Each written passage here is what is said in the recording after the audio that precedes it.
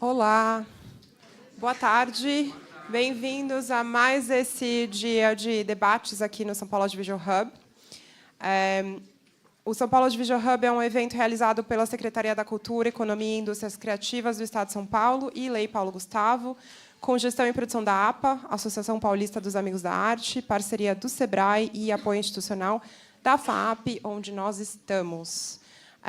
Sejam muito bem-vindos, muito obrigada por estarem aqui. Estou vendo que está todo mundo muito interessado em Brasil no mundo, o cinema brasileiro e os mercados internacionais. Esse é um debate que foi um dos nossos focos principais, porque a gente tem o intuito aqui de criar um mercado internacional. Nós trouxemos vários convidados internacionais, representantes de festivais internacionais, uma publicação internacional também. E aí nós reunimos eles aqui nesse debate. E nós definimos esse debate brevemente da seguinte maneira. Em um ano de muitas conquistas, filmes brasileiros foram destaques nas principais janelas do cinema no mundo. Esse debate convida profissionais internacionais, dos festivais aos distribuidores, a debater os espaços da produção brasileira nos mercados globais. E sem mais delongas, I'm going to switch to English to welcome our first our moderator, Laura Rossi, Head of Investments at MUV Capital.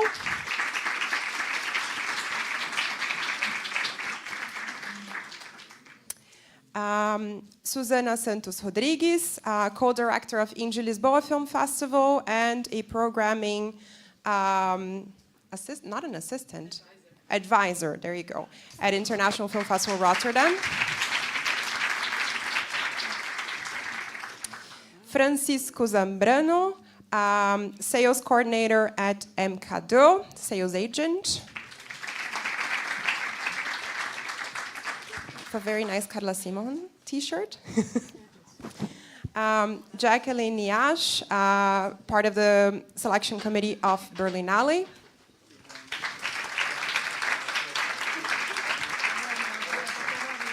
And last but not least, Gerardo Michelin, director of the industry platform Latin Cinema.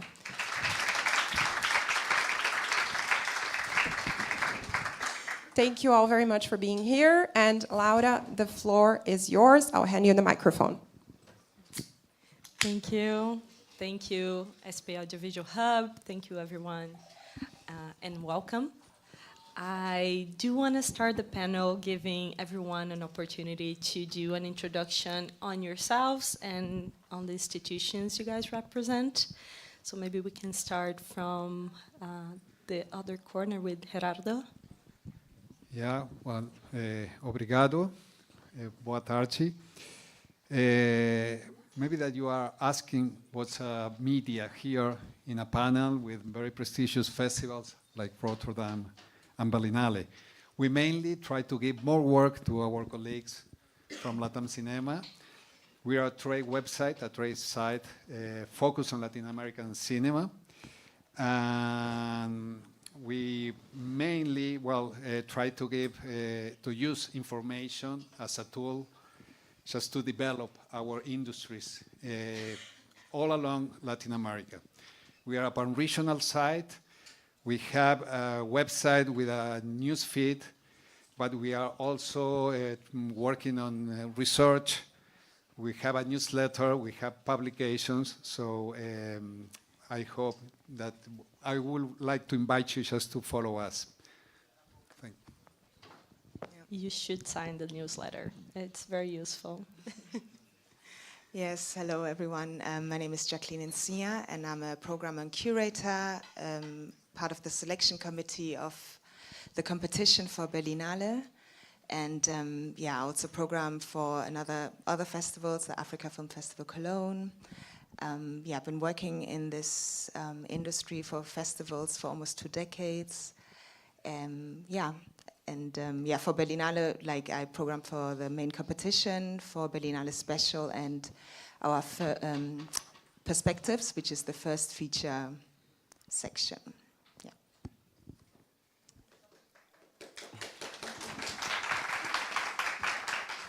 Boa tarde a todos e a todas. Vou falar inglês porque meu português é muito ruim. Inglês. Então, MK2 is a sales company based in Paris. We were established 50 years ago as a movie theater. And since then, we have done production, co-production, exhibition in Paris and Spain. But we mainly focus on this sales right now.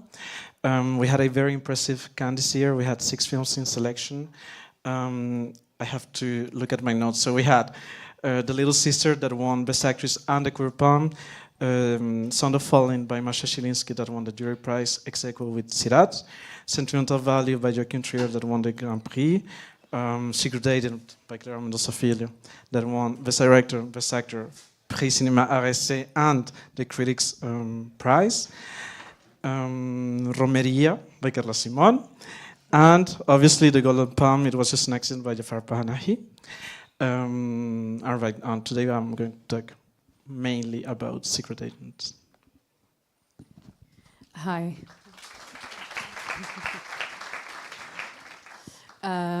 Thank you for the Hub and Lydia and everyone to have us here. I'm Susana Santos Rodrigues. I'm working, as Lydia said, as a programming advisor at the International Film Festival in Rotterdam. I'm Portuguese, and I'm since 3 years co-directing at Indie Lisboa International Festival in Portugal. I spent a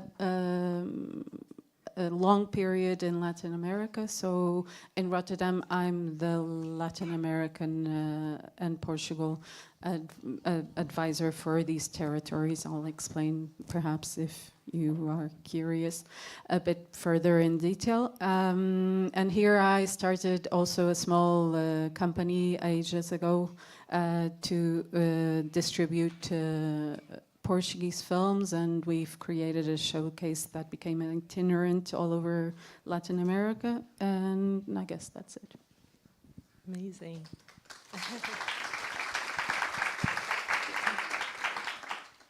I think we're also very fortunate to have, I guess, one representative here of each of perhaps the 3 biggest Brazilian films in terms of international presence in the last year.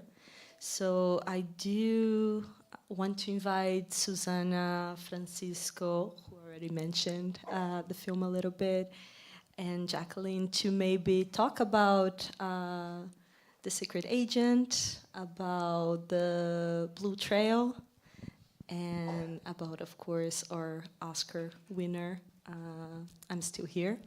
So maybe you guys can talk a little bit about the films and how are they connected to the institutions? This year was a very good year for Brazilian cinema, definitely at Berlinale. But I have to say, generally speaking, Brazilian films do very well in Berlin, over the years. But yeah, this year we had the Blue Trail by Gabriel Mascaro in our lineup of competition. And yeah, it won the Golden Bear. It actually won several awards. It won also Best Direction for this in Silver Bear. And then we also had another Brazilian film in our Berlinale special, which is it's basically out of competition, called A Melhor Mãe do Mundo by Ana Mui Laerte, which also did extremely well. What can I say? So in terms of the way we get to the Brazilian films, we have a delegate for Brazil, Eduardo Valente, who usually does sources out the films for us and brings them to us. So yeah, when we heard that Gabriel Mascaro had a new film, we were all very excited, and so. And the filmmaker was prior in Berlinale as well? Yes. I can't remember exactly the year. I don't know, Susanna, you Amor look like you know. Maybe 5 years ago or a bit more. Yeah. Amor Divino 2018, was the latest. no? Was it? Oh, I don't know, 2018, 2019. And very nice now for the first time in competition, right? Which is the biggest, most prestigious selection, I guess, for the film. Yeah. do you want to go, Francisco? Talk a little bit about your film. Sure. So Secret Agent premiered in Cannes competition this year. Clever had already been in Cannes with Bacurau and with Aquarius, but this is the first time that we work with him. We actually co-produced the film and we did the sales. We launched the film in Cannes 2024 with the cast attached. That means Wagner Maura. And then everything accelerated super quick after Berlinale. We're very proud to say that the film sold worldwide except Africa. That's a very tough country. And the film is going to be released... pardon, sorry. Continent. And the film is going to be released in countries like China with the Jiashanke new distribution company called Unknown Pleasures. In the US with Neon, UK, Latin America except Brazil and Turkey with Movie. So we have a top-tier distributors attached to the project, and we're very happy to see that not only the distributors are connecting to the film, but also the audience in festivals. Now me. Well, none of these films premiered in Rotterdam. We showed Ainda Estou Aqui. Usually we do show films that are not world premiere. We showed Ainda Estou Aqui, I'm Still Here, as a film who had distribution in the country and was having a premiere at the festival. And it was, I think, the first to sell out immediately, even as soon as we opened the ticket office. It was, I think, after 1 day, 2 days, it was sold out. Well, at Indie Lisboa, we also showed The Blue Trail by Gabriel Mascaro after it premiered in Berlinale. And Clever was still to premiere, so The Secret Agent is not going to be is going to be released before the next Indie Lisboa. So yeah, it's there's a huge wave of Brazilians living in Portugal. There's a huge interest in Brazilian culture in both these countries and festivals, and usually, I mean, from classics that we've shown, and more recent, there's always a big adherence to Brazilian films at at both these festivals in general. And I guess Jacqueline mentioned about how they get in touch with Brazilian films, with their film delegate. And I think it's your role, if I'm not mistaken, to kind of make this connection to Rotterdam. So maybe you can share a little bit of what is the job that you do and how you connect this international cinematographies to these big festivals. Mm-hmm. I don't know if I work exactly as Eduardo Valente. Maybe Jackie can help me, because I am also screening all the submissions that everyone sends to Rotterdam.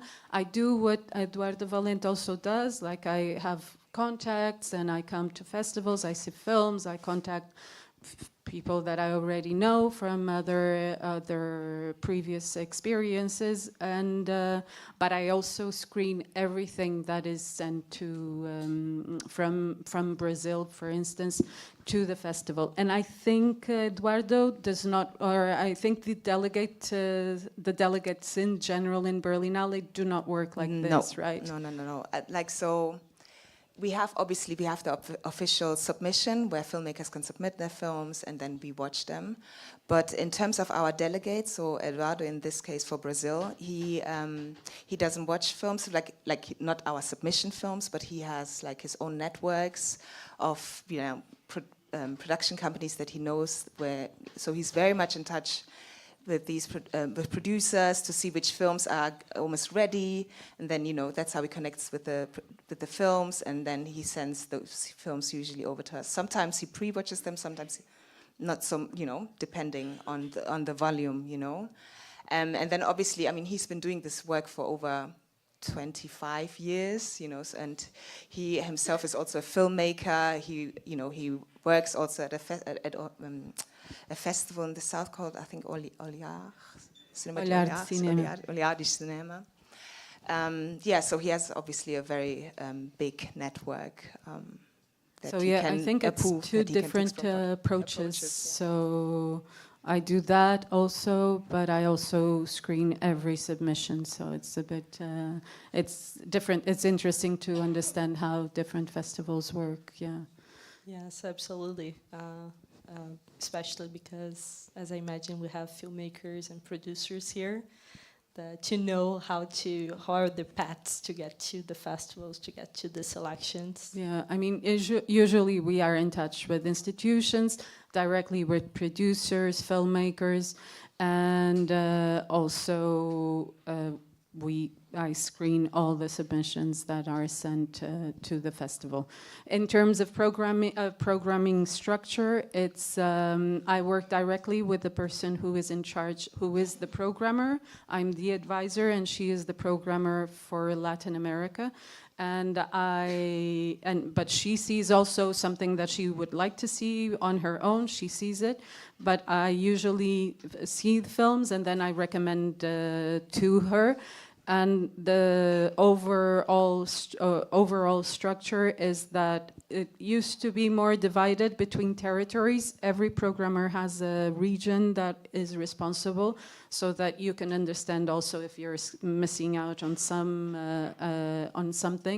But all programmers watch and discuss the films to be invited all together. So it's no longer Mercedes, who's the programmer for Latin America. It's no longer. It used to be. There used to be many different ways in Rotterdam, at least, and now it's all the feature films for where I work, because I don't do short films. They all together decide on all the regions of the world. So she sees and she's overseeing her region, but then when a film goes to the meeting and they are shortlisted or longlisted, they are seen by the programmers of all regions. So it takes out from the programmer who is responsible for the region, and it becomes the idea was to make it a bit more unified and consensual, and not have just different sides of the festival like working by themselves, and have a more organic programming coherence in a way. Yeah, maybe that's actually a good bridge.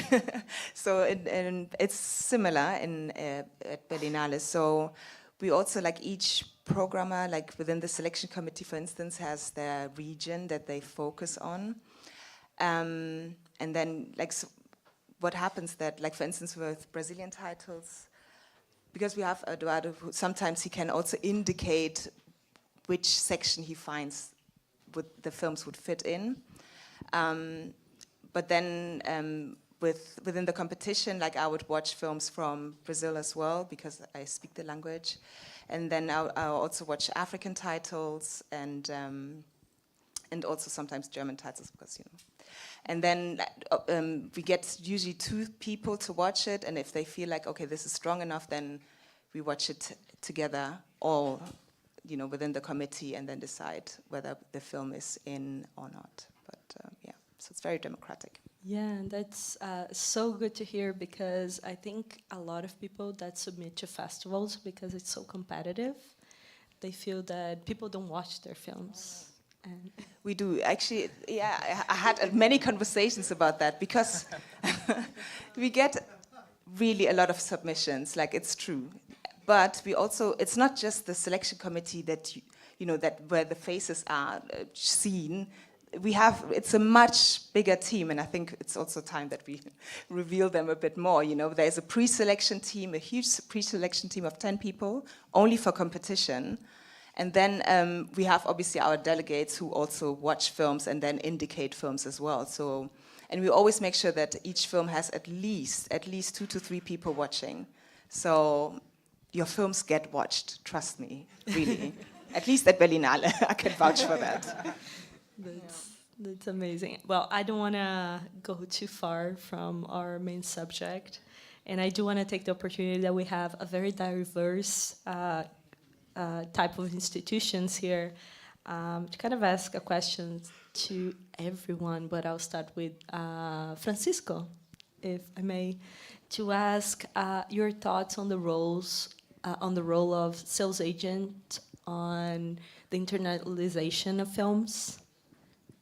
Do you want to share your perspective? Sure. So with Bacurau, for instance, it was SBS who held the rights, and they were doing the co-production, and they also did the French distribution. So this is like the first time that we are working with Clever, but also that Clever is working with another sales agent. And I would say that with the secret agent, our goal was to, like, we knew that it's most likely going to be Clever's box office breakthrough because of the subject, because also there's Wagner Maura, who's like very well known, not only in Latin America, but also all over the world because of Narcos and the Netflix series.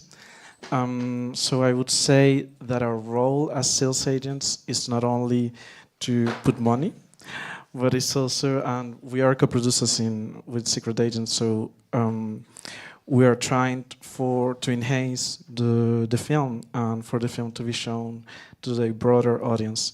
I would say it's very, our most important moments is the launch, the festival launch, but also the market launch.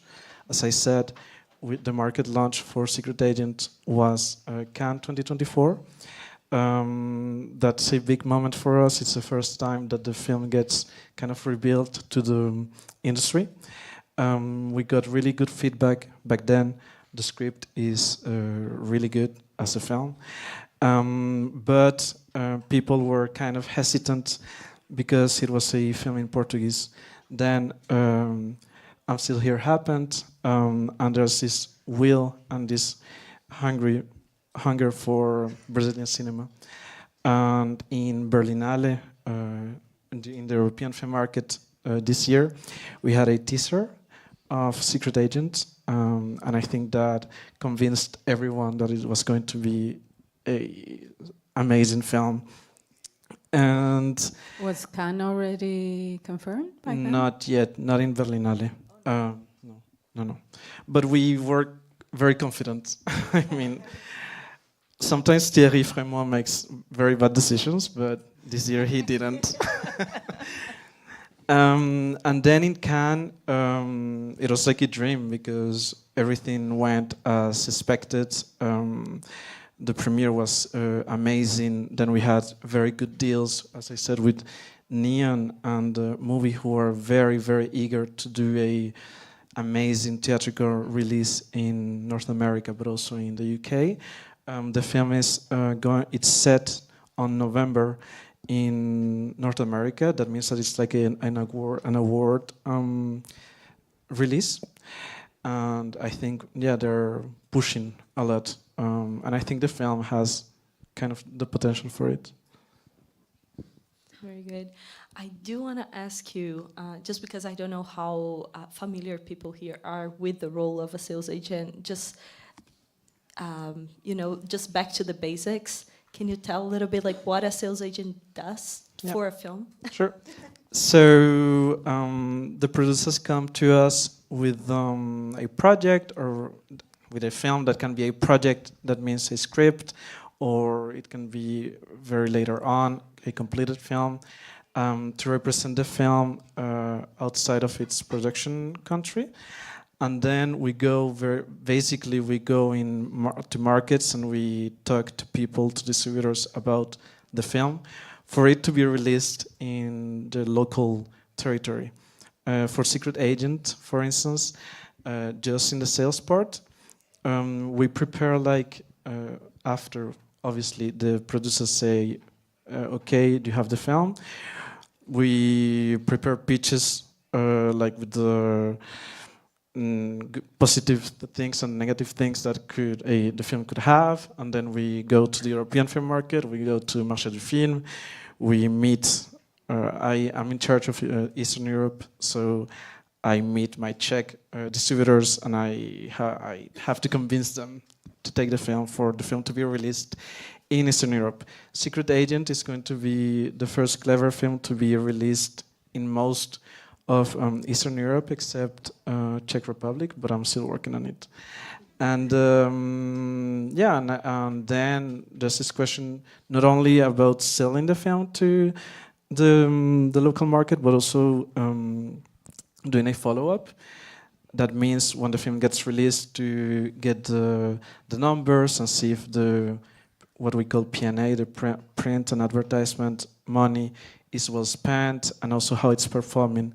And then those numbers can be very,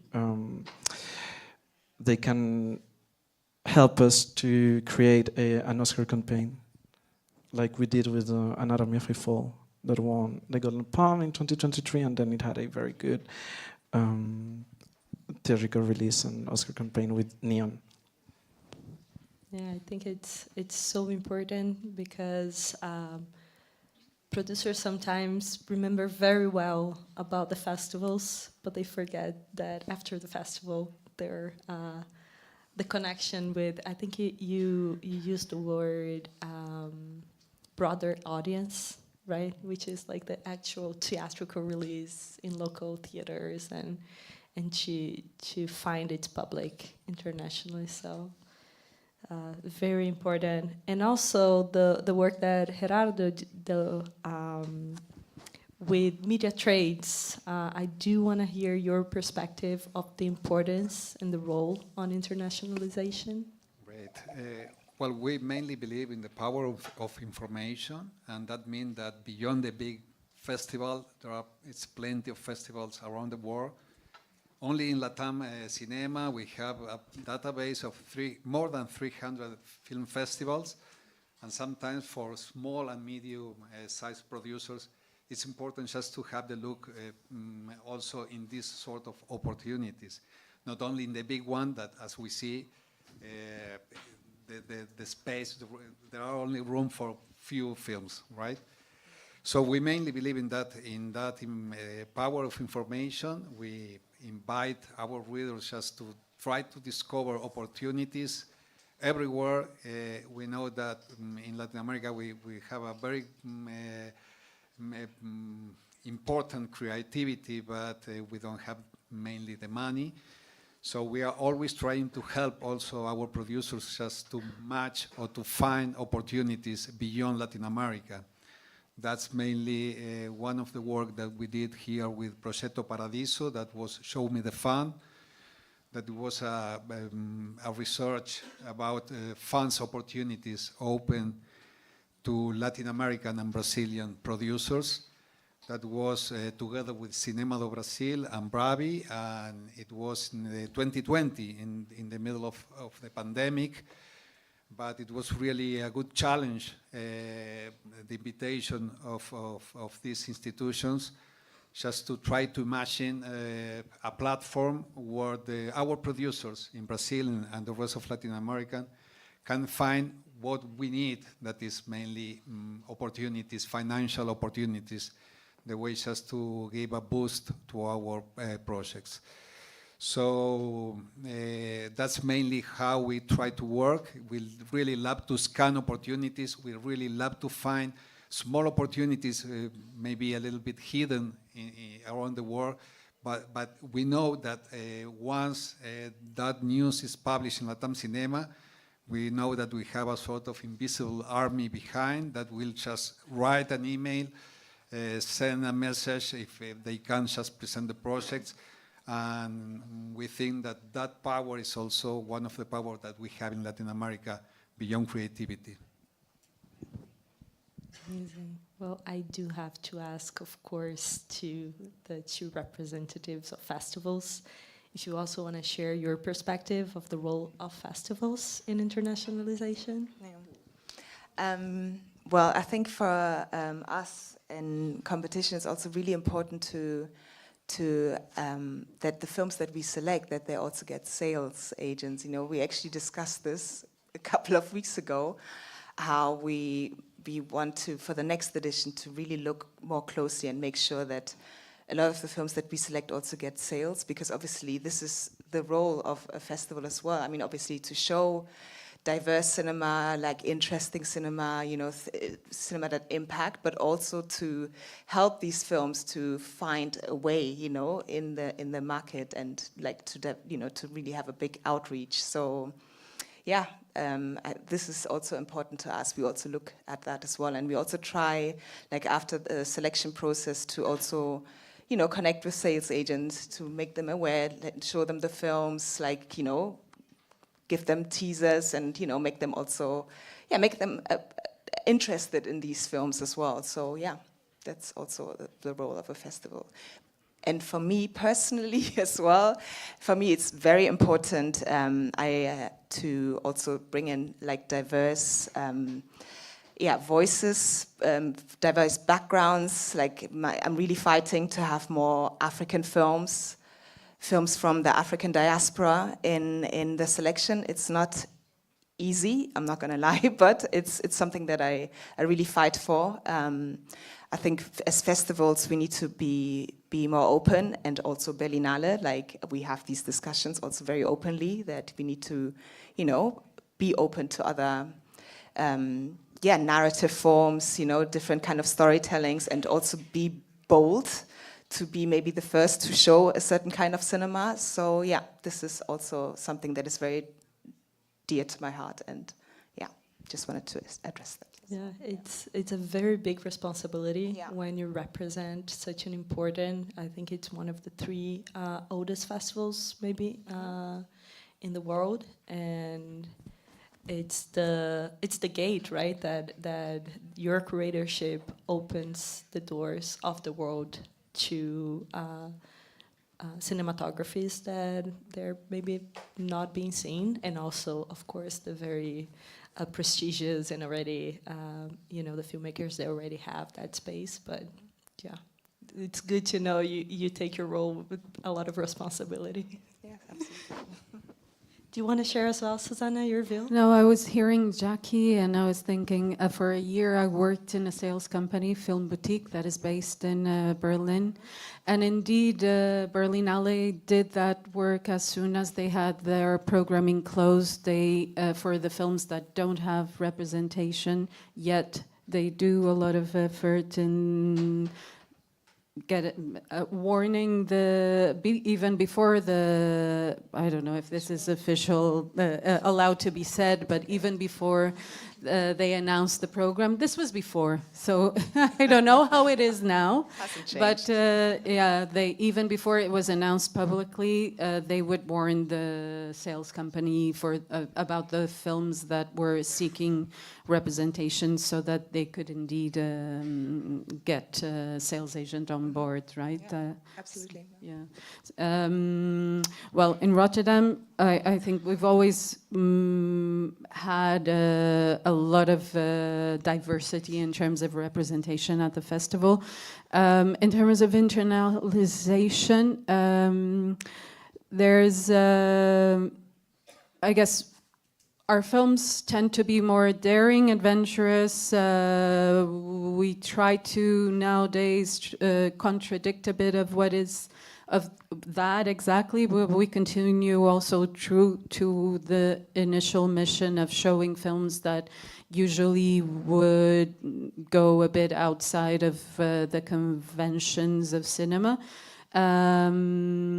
So it's, I guess, a different kind of work, but we do make efforts and to spread. I'm nowadays thinking more about the role of festivals as also how important, and usually it's always European film festivals, and how important they can be in the career of filmmakers when they get a selection at a festival, and that stamp, what it means for the next project, and that can have also some questions attached that can be interesting to discuss.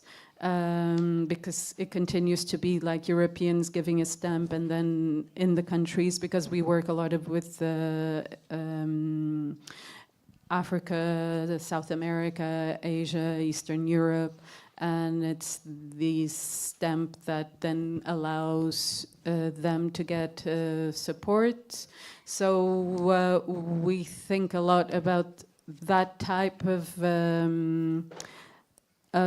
pressure or influence that I think we're starting to think about it more and more, and which is a bit of not exactly about internationalization, but I guess it's a consequence that we also have in mind. In general, the festival has several activities that go beyond the festival, that also try to nurture. There's more of a nurturing family that starts with the Oberbals Fund, that gives money to development, which is not a huge amount. It's 10,000, but it can be there's not so many supports for development, and it can be a huge help to just have that money to be able to work. And from that, we have labs for producers. We have co-production markets. So it's a whole universe that is built on this idea of nurturing a family. Once you're at some point with us, we'll always have this connection also that we want to cherish.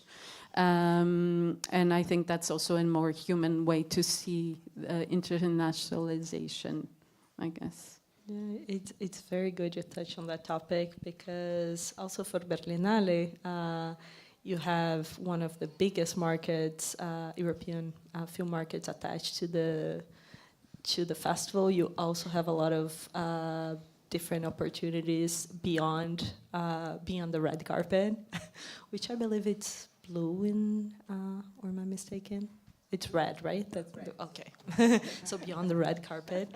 And do you want to talk a little bit? I know it's not your role, but do you want to talk a little bit about what Berlin Film Festival has to offer?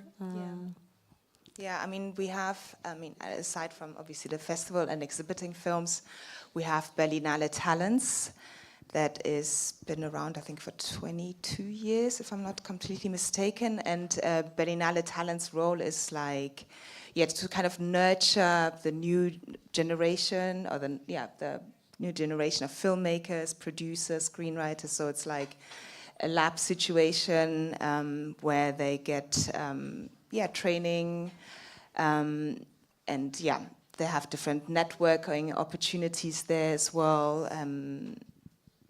There are conversations, like different conversations with filmmakers, master classes that they bring in, and I think they're doing a really good job, because I can say like I don't have the exact figures, but a lot of the films, a lot of the filmmakers that go through Talents, their film will end up in Berlinale. Like, it happens so often, and I hear a lot from filmmakers or producers, or anyone who has attended Berlinale Talents has such really a fantastic experience, and they really nurture that as well. And even after years, I think I've even met here somebody who attended Talents, I think like 10 years ago, and she's like, yeah, we're still in touch.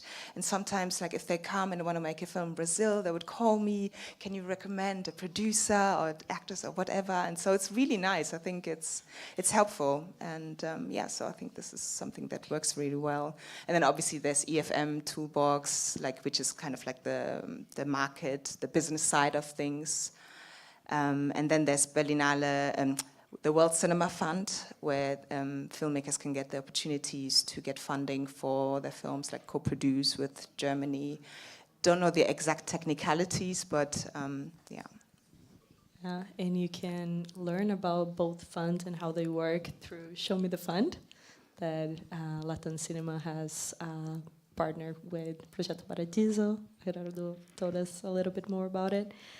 I do want to bring you, Gerardo, to this conversation, but because Jacqueline made such a good bridge, talking about how films, a lot of the films that go through, a lot of the talents that go from Berlinale talents after go to the festivals.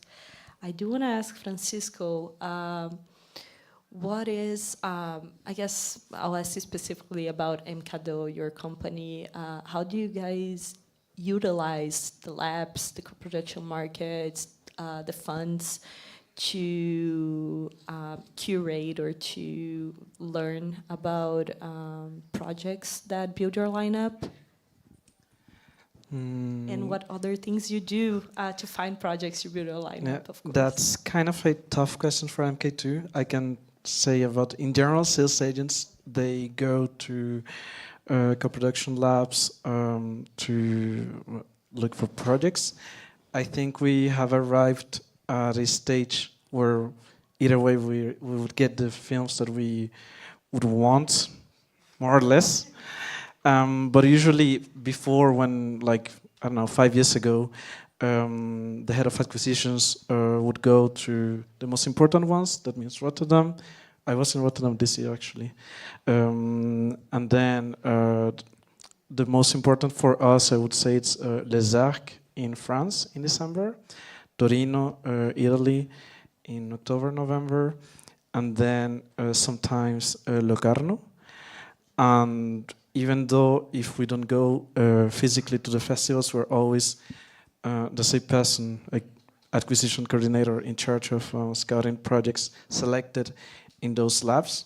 But yeah, I would say either we go to those markets and to those co-production labs, or they get to us. As I said, right now, it's mostly they come to us. But I would say that having worked in smaller sales companies, the co-production labs are a key to find projects and to also this question of internationalization that we're talking about. And then how we work in MK2, there is a team of acquisitions. They are 3. The head of acquisitions, an acquisition manager, who also kind of does co-production, and then the acquisitions coordinator. We have some people scouting for English-speaking projects, because since last year we have been trying to expand to that.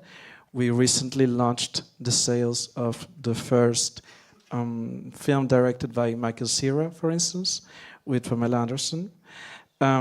So we have like many consultants in very different stages, like animation or English speaking, and then we centralize everything through the acquisitions coordinator. And it's a little bit like you were talking about how you select films.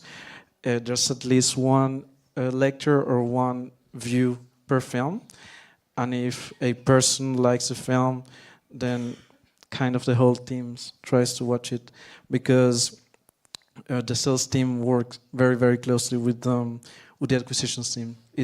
We're not going to board on a project that doesn't make sense for us in terms of money-wise, but also like talent and stuff. So yeah, I would say at least a person reads the script, and then if we like it, there's at least 5 people who come and we talk about it very thoroughly, actually. Okay, and I do want to go for a more practical question, since you've been very generous opening about your process. What would be the ideal time for our colleagues here that maybe are filmmakers or producers? If you're a new talent, what would be, do you read scripts? Do you mostly buy films or get attached to films of like new talents when they're already made, when they already have a selection of festival? What would be your advice? Maybe for MCADO and in general. Yeah, for MK2 in general, well, I'm not going to talk about Secret Agent. I'm going to talk about a first feature film that we got last year called Ghost Trail, that was in Critics Week in Cannes, and it went really well in admissions in France. First feature film by a filmmaker who mostly did documentary. It was his first fiction. And actually, the producer, Film Grand Nuit, we didn't know them at all. and it's just in a meeting in France that they pitched the film to us. We saw a script, and we were kind of thrilled about it. Also, it helps that Jonathan, he won a Caesar for Best Short Film in 2015, I think. But we're not close to first feature films. I think we see closely the short films that the filmmakers have made and where they have traveled.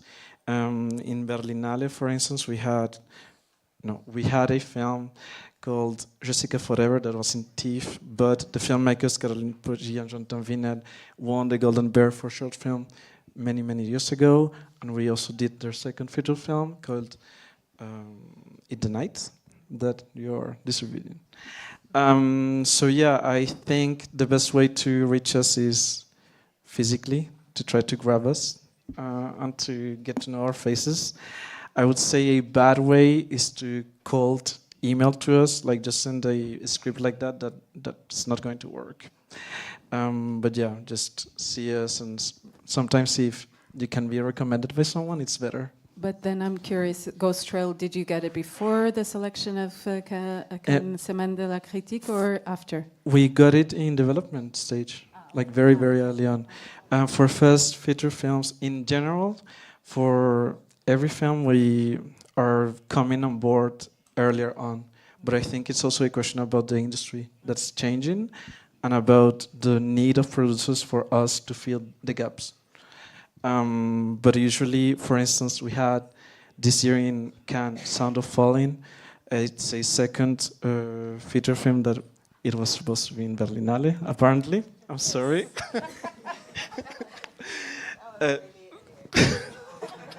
It was not our fault, it was the producer's fault. So we saw that film in December, and out of the blue.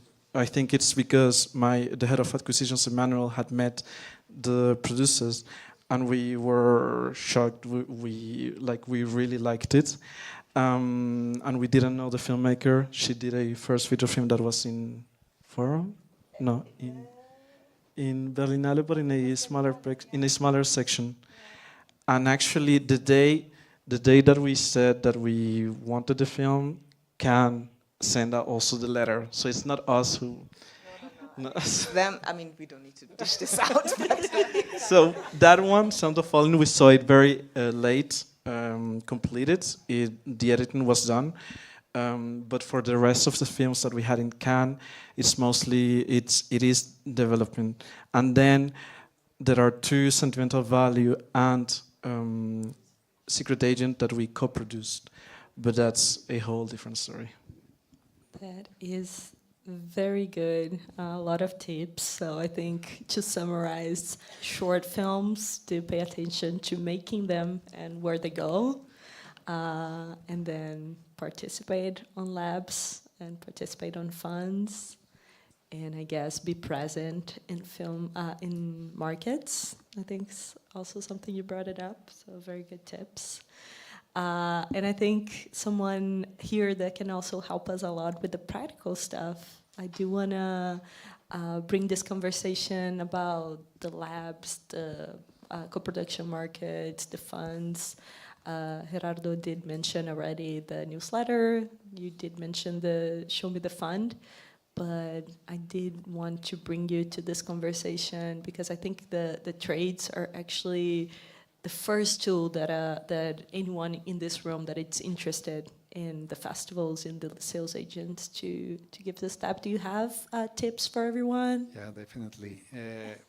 We really want to invite the producers and filmmakers just to dive into information. It's really important of that.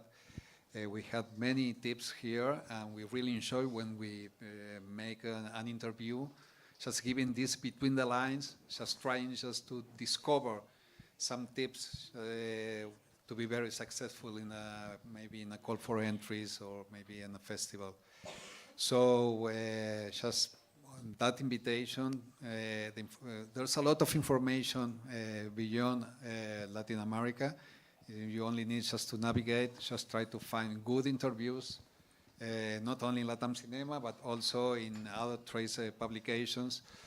and try just to imagine how a film, a project can go beyond or can go behind that opportunities. So that's mainly my advice. It's very nice.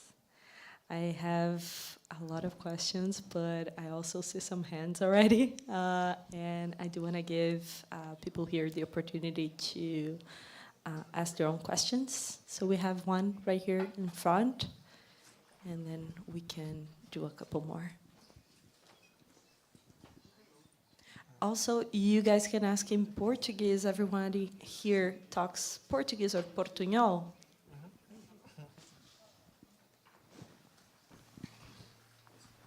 Hello? Yes. So my question is to all of you, but especially to Gerardo, because we do have fundings in Brazil, different kind of grants. But my main question is, how important is to produce a film or a feature film, either documentary or fiction, in English or Spanish, to co-production and distribution? Well, co-production right now is the financing model for Latin America. It's the only way just to produce. We need other countries, but there's a change. We are living a change in the model of co-production, because I think that in the last 5 years we are seeing more Latin American countries co-productions, maybe thanks to Ibermedia program, but it's important just to see how Latin American countries are working between them. So I think that in the case of Brazil, you have here amazing programs like minority co-productions agreements.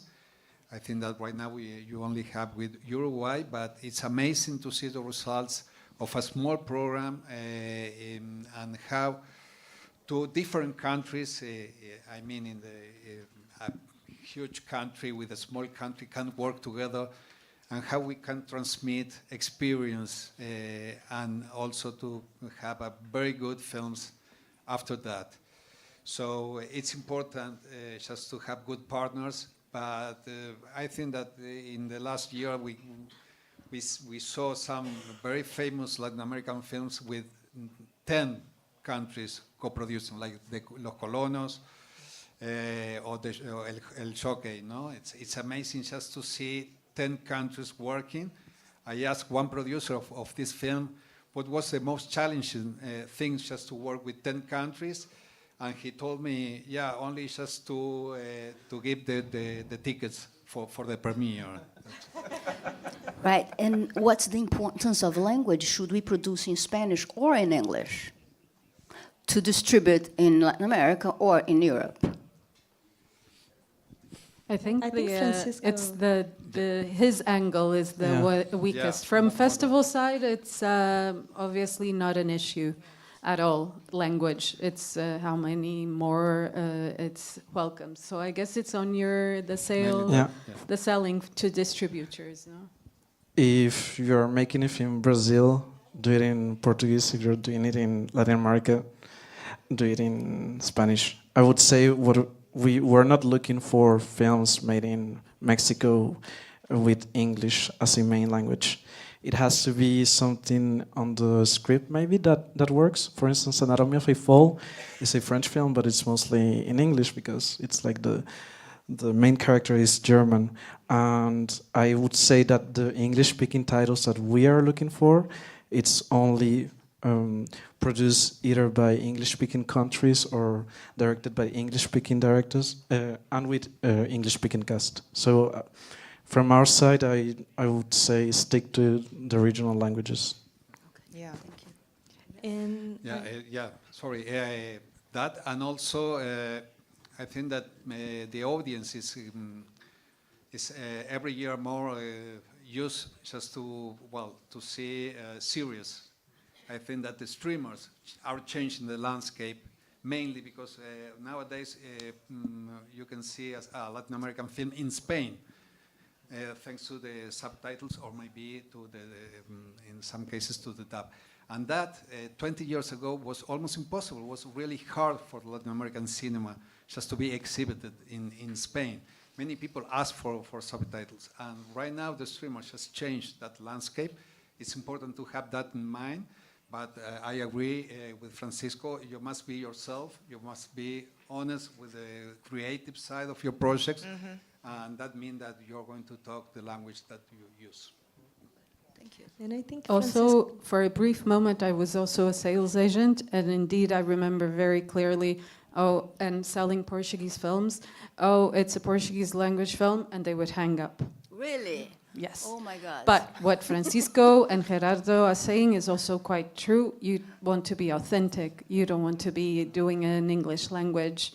Whenever you try to copy a mainstream North American type of production film, you're losing your authenticity, and then we don't want that either. But it is true, and that would be what I was also curious when I was asking you, was if you have more difficulties selling a film that is in other languages than Portuguese, and then if. And I do want to frame this in a more optimistic way, because you did mention you had a little bit of a sweeter time selling a film this year that was in Portuguese. So maybe we can frame that way, and you can tell us the experience post-Oscar. I would say that it's a very different market, like the English-speaking one, and we are still learning how to sell films in the English market with English directors and stuff. But the main core of MK2 has always been foreign language films and author films. This year, I think all the films that won in Cannes from our slate, they were mostly in foreign language, like the Golden Palm is in Farsi, Secret Agents in Portuguese, and I think all of those films we sold them very good. I think the question of the language never came because. Clever. Because it has a Palme Yeah, d'Or. because Clever. I it mean, was there's even one before. Palme d'Or It was every before year. that. No, but Clever, sorry. for instance, they know who Clever is. So, and all the sales were done before the Palme d'Or. So no, I would say be authentic and speak about yourself, and that's going to resonate more with a broader audience, as I was saying. Do we have other? We have one question right here at the middle.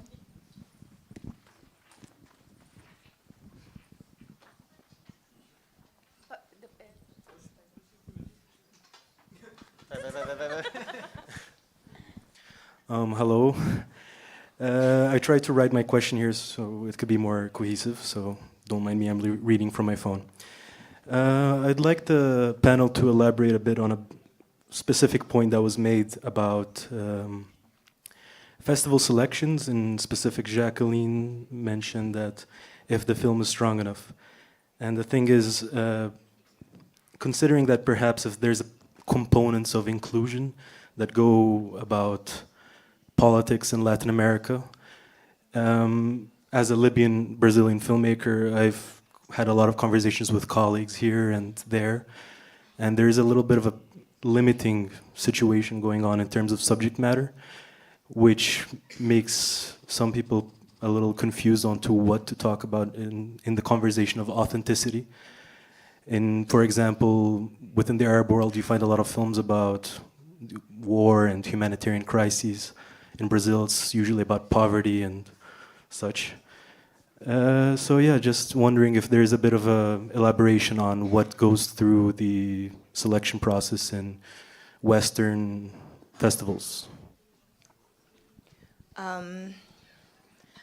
Okay, but just to understand your question a bit more, so are you saying that, do you feel like Western festivals are more inclined to take on films that deal with certain topics, or just to, sorry, Yeah, I didn't quite get that. kind of. Okay. What can I say? I mean, this is not my experience, but I also been with the selection committee only now. This is now my second, entering the third year now. But, and this team, I really wouldn't say that we focus on certain topics, quite the opposite, actually. We literally, because I had many conversations here, it's like, oh, what does the film need to have for you to consider the film? And it's a difficult question, to answer. We do go in with an open mind and, an open heart. We literally look at the quality of the film, the filmmaking, the narrative structure, But it's not like, oh, the film, if it comes from Brazil, it needs to talk about favelas, then we are more interested. It's not like that, really. I mean, it's not, I can't, I wouldn't say that, no. Yeah, not and I at all. think we should give more accountability to the people making the films, right? Because they choose the topics. Yeah. And so we are making those films as well, right? I guess they also say they choose No. the topics in order to feed what we want. Yeah, which is also In a your fair point, yeah. playing the advocate in your favor, and but it's not what we want, I guess. No, It's, absolutely not. But it is a complex system, and I guess it has happened that you expect a certain type of cinema from Latin America. Hopefully from the inside, I don't think our team in Rotterdam either, my team in Indie Lisboa, we wouldn't want to support that. But it is a complex system that it seems that you make a film about Latin America, it can't be, you can't escape the more social topic or political or poverty porn. But I think we are aware and we try to avoid it. Not sure if we always succeed, but I think it is like a circle also, like that what you were saying somehow, and that's also part of the question, what are you looking for? You shouldn't ask us what are we looking for. I don't know. I don't have any recipe. I guess we were talking with Jackie. It's more about authenticity, or what we were answering the previous question, whether there should be a film made in English or Spanish just in order to get through more broader audience or something. And it's more about, maybe it's a bit naive, but it's more about what you want to do and not what we want. I don't know if it's naive to believe that, but I think that's where it should be framed. I understand the constant question also. But there is no answer for it. We are aware, I think, of all the traps that we can fall. And from my perspective, that's definitely something that I try to avoid. Would love to have more comedies in the festivals I work. It's very complicated. It's usually not what you're expecting for Latin America, but I'm totally supporting it. So in case anyone wants to make more, I've saw several here, so maybe there's hope. But I'm not sure if it's going to get in the festivals either. So it's just make what you want to make.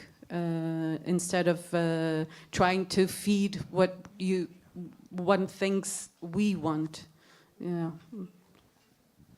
That's very good advice. I think we had another question. Yes, my question is regarding the delegate, because for example, Jacqueline said that Eduardo Valente is at Berlinale more than 10 years. So, for example, he is the delegate that sees the film in Brazil, and Brazil is a huge country. He's from Rio. He's the only one.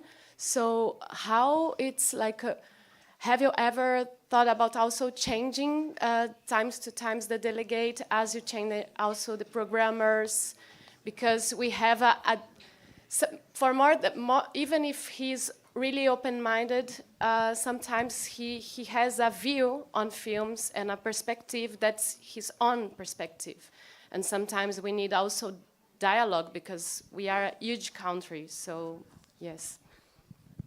Yeah, maybe you can also talk about other ways you select the films and other ways the films get to Berlin. Yeah, okay. Yeah, I mean, obviously you can submit, you know, there's an official submission process. The submissions open in mid-September until sort of mid-November usually. Now that you've met me, if you have a film, I think I've given everybody my email address. You know, you can also contact me directly if you have a film project, you know. I understand that. I do want to respond to her question, though. I mean, it's not me, because I'm also just the programmer. This is something, obviously, for the director and the head of programmings to decide. And in their defense, though, they just started the job, you know. It's been not even a year, you know. There have been so many, especially in Germany right now with the festival, there have been, with the politics, there had been so many bureaucratic stages that Berlinale had to go through, like literally with politicians, that I think they didn't even have so much time to, you know, to see what else could be done, to add. But it's a process, you know, and it's a young team, and I know that there are already certain, you know, we are looking into bringing in more people, you know, to diversify the programming, to bring in more people. So patience, I'm sure there will be more changes coming. I do also want to mention there are a few entities I can speak on behalf of Cinema do Brasil that on occasions will gather films for to make a special screening for the festivals or to make a special recommendation. So I think there are other ways to get around.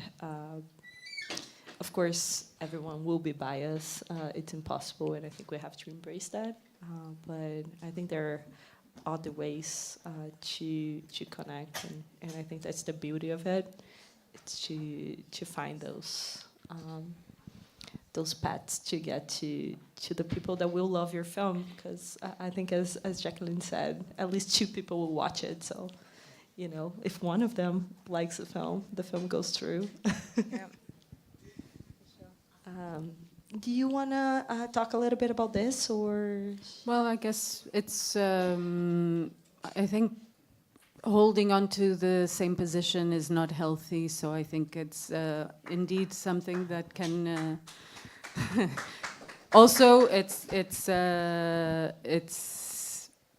also several ways to get into a festival, and it's several people are different in the way they deal with submissions. I do not, I mean, this is like talking about the gatekeeper and blocking. I would never, for instance, if I see something I don't personally like, but I think that it has potential, I wouldn't be able to hold it and not put it forward, because it would be, I mean, I would be on the line also. I mean, they would come back, we have it all in the system, they would come back to me and say, well, how come you didn't put out this? So I wouldn't, if there's there's several times where I see something that it's not to my personal taste, but I find that it can have someone in the committee a priority that we're looking for in a particular moment, and I will put it forward anyway. So, and there is several scales of my assessment of film. I can put it forward and say it's a second opinion. But I think it might be interesting for this and that. Yeah, but for me, it's very far out, the idea of me. Of course, I'm biased, and I have blind spots. But if I see something, I wouldn't be biased into hiding something just because I dislike a particular person, or so, and as Jackie mentioned, there are so many ways to enter. So there's submissions, everyone, programmers, me, and it's not only one figure that concentrates the power. So, but yeah, it is healthy to every now and then change for all positions, direction, everywhere. But it can also, it's a very precarious world, so it can also be, if we're talking about programmers, it can also be quite devastating for someone that after, I don't know, 3-5 years, we had a change in Rotterdam, for instance, that was quite dramatic. And so I say it's healthy, but it's nice if you do it in a healthy way too. And it's, yeah, it's not so easy. It's not such an easy way because, yeah, people have lives, and all of a sudden they change and they have no job. So it's yeah, very non-linear way to handle it. I already been in the position both as a curator and as a producer, and you talked of something that it really reminded me that it is a very technical job in a way, because you're representing a festival that comes before you and will continue beyond you, right? So, and I think the same thing for sales agents, that I think as a producers, a lot of people forget, is that you have a film that maybe it's more fitted to the curation style or to the narrative that a film festival or a sales agent is trying to build.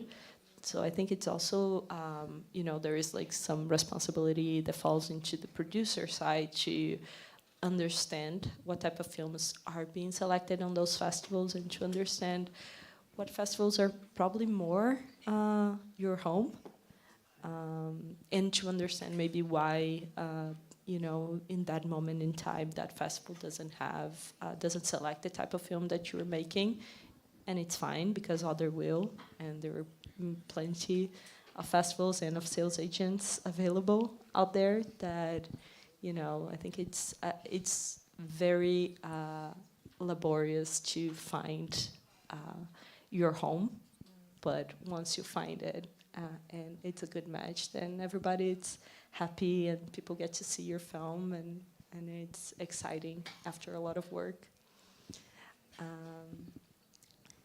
We have a question right here in the front. Right here. Two in the back. Let me just check the time. Can we go 3 more questions? Okay. May I? Hey, hello everyone. I'd like to know, like, we used to have a very specific way to represent Brazil on the cinema and all that stuff.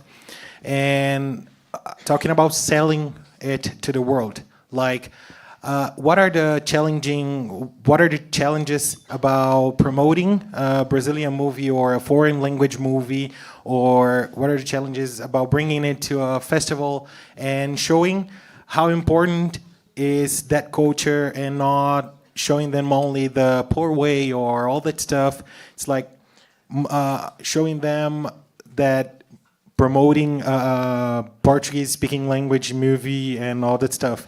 What are the challenges about it? What can you bring, like, to sell it over different countries and over different cultures like this, going that way? Like, how do we pitch? Or yeah, like you also do poster and stuff, no? Not really. It depends. So when we launch a film for the market, it's before the festival premiere. It's a way of working at MK2 that we kind of keep the materials as long as we can. So usually the first time we talk about a film, it's only with the picture of a filmmaker and the actor. And then for Secret Agent and Berlinale, we only did a teaser that we only showed to distributors who were attending the EFM and the festival. And I would say for Clever, it's a thriller, but it's also a love letter to Recife and a love letter to cinema. So I think people can see that. People can grab a little bit of everything in the film and can stick to it, you know. What I would say is that, contrary to the festivals, sales agents, we hear a lot of local distributors asking us for less serious films or like less dramatic. And it's true that we get a lot of films from Latin America or from Asia or from Eastern Europe who speak about the same topics all the time. And we find that it's important to talk about those topics, but at the same time, the distribution is so difficult these days that I think local distributors are looking more for either a very specific niche, or like queer or comedy, or a film with a cast like Wagner Maura. It can be a little bit of everything. I think Clever is a perfect example of a good filmmaker that we can make a even bigger one, because now he's going to be a commercial success, we hope, even though the film is 2 hours and 40 minutes and it talks about Recife in the 70s and about a political situation in Brazil. I think it can speak to other cultures, because it resonates to people, even though, because it's personal experiences rather than a thing about Brazilian culture. Very nice. We had, I guess, somebody else from this side, and then we have one question right here.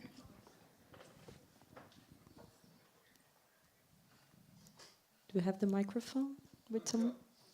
Here. Hello. Yes, Francisco said Africa is a difficult continent. Generally, why Africa is difficult, and if you know about Angola and Mozambique, which are two countries that speak Portuguese. Secret agent, for instance, I mean, in my experience, the only territories in Africa who buy are Algeria, a little bit of Morocco and Tunisia. And they buy because they already have the French subtitles.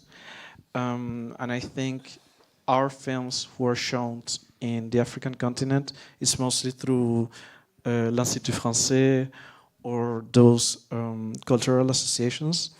And honestly, I think we don't have that much of African distributors coming to us to speak to us about the films. And I know that is an Ethiopian distributor who just launched, who wants to be releasing films now. But then I think also the situation in the African continent regarding cinema, theatrical releases, it's kind of complicated. But maybe it's changing, but we don't maybe I can jump in. So the problem is not that African countries are not interested necessarily. The infrastructure is not quite there. You know, we don't have enough screens. So it's difficult to have a theatrical release of a film if you don't have enough screens, you know. So, and so I think it's mainly that. And then obviously there are not enough distributors. There's, you know, we have so many, the focus is right now in building the industry, and there are many people now who are doing this. There are more distributors, there are more networks creating, there are more people now trying to build also cinema spaces. So I think in the future it's going to change. It's changing actually on a smaller scale, you know. But I think it's more of a question of infrastructure rather than not being interested. Somebody here in front.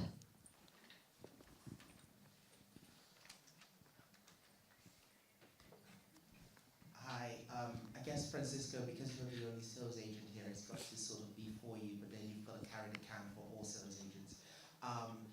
Because I mean, for example, MK2 Films, fantastic. You are dealing with some of the most prime filmmakers in the world. Not everybody can win a Golden Bear. Not everybody can have a Silver Bear. And not everybody can win a student Oscar. So that filter in which you obviously find the filmmakers that you work with historically doesn't apply to most people in this room in terms of producers. And most people in this room as producers, we make films that can travel, but will never have the same kind of budget and won't have the same kind of exposure. So for those guys, the question is, what are the practical ways in which they can reach sales agents? And if it's saying maybe MK2 Films is not the right scale of a sales agent to aspire to for every single producer, who are the kind of sales agents that people in this room should be looking towards? Thank you. Thank you for your question, because I think it's very important to know that sometimes MK2 is not the right place for smaller films, especially now that we're focusing on English-speaking titles and more established directors. But I do like the co-production labs, and those kind of places are a good place to meet sales agents. Our lineup per year, it's between 15-20 projects in any kind of developing stage. That means that sometimes, even though we love a film, buyers and ourselves have other priorities. I would say right now we are not looking that much for first feature films. We're mostly looking for second feature films. And yeah, I would say we're looking for also new feminine voices. We're looking for, because I mean, I'm a man, but the team is mostly feminine and we have this sensibility. So I would say very macho film is not our cup of tea. But I would say that smaller sales agents that do Brazilian cinema, like Emma Peel, or right now Lucky Number, who was founded by an ex-MK2 sales agents, I would say it's a right way to start. And even the Blue Trail, that's represented by Lucky Number, sold really well, because they have the time to really focus on it. They had like 3-5 titles in Berlinale, while we were launching, I don't know, like 8, and of those 8, 6 went to competition. So yeah, I would say to be realistic is a very important thing, but we never know, and sometimes we had surprises like Ghost Trail or other first feature films that we have. Like we had an animation in Nancy called Allah is Not Obliged. That is an adaptation of a French book. That's a first feature film, and we love it. So there's no rule, but I would say, like focus on smaller sales agents who do a great job as well. Everyone does a great job. And I think the industry is changing, and I don't think our sales agents, we look as competitors. We look more like people who can help each other, because the landscape is so difficult. I'm sorry I to put guess you always finding a film that is similar to yours, that doesn't have Cadeau on it, and following it, and several. It's always a good exercise to identify with whom similar films are with, and then just, because it is very true, your question is very important.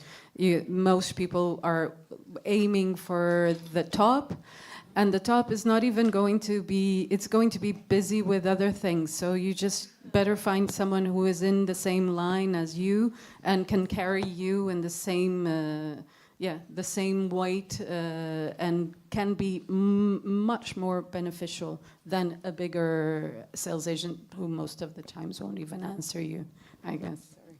No, it's really good because you mentioned research, too, and I actually was going to ask Gerardo, and be sorry to put you on the spotlight, but because we're talking with a Brazilian audience and about Brazilian in the world, I thought maybe you would have some ideas of where Latin American films can go, and who they can look for, what you see from your perspective? That's a very difficult question, Laura. Sorry. I think that Latin American films can be everywhere. We have a lot of creativity. We have a lot of projects of films. You know that in the Ibero-American region, that's mean America Latina plus Spain and Portugal, we are producing more than 1,000 films per year. That is amazing. I'm talking only about films, not series and short films. So we have a lot of films that they need a screen just to get in touch with the audience. And it's very hard just to say, okay, this is a hot spot right now. I think that it's plenty. Every film must study the personality, the kind of festival, the kind of sales agent that can work with, and just shoot. And I'll be curious as well, also put you on the spotlight again. Do we have a similar problem in Latin America in terms of screens? Or do you have a view on why films normally don't release in all the countries, or release in, like, you know, I would say normally you see films being released in Colombia, Brazil, Mexico, and Spain, and Argentina, and then not in the other countries as much? That's one of the biggest problems that we have in Latin America. We don't have screen. We have a lot of screen, but for American films mainly. So, and after pandemic, things get worse and worse. We all the small cinema, theaters disappear. We have small networks right now, but I think that right now festivals are one of the most important screens within Latin America. Yeah, I love just to talk about facts, but we have a database of more than 300 film festivals in Latin America, around Latin American cinema. So that means that there's a lot of opportunities for our cinema. That is very good to know. I didn't know that. It's in Latin cinema available, the database, or? No, well, we usually do not open that database in raw, but we try just to process the information, just to give a more friendly lecture to our readers. I would love to continue the conversation, but I think it's a good place to leave it. Thank you so much, everyone. If you have any last words, otherwise, thank you for your time answering all these questions. Thank you, the audience, as well.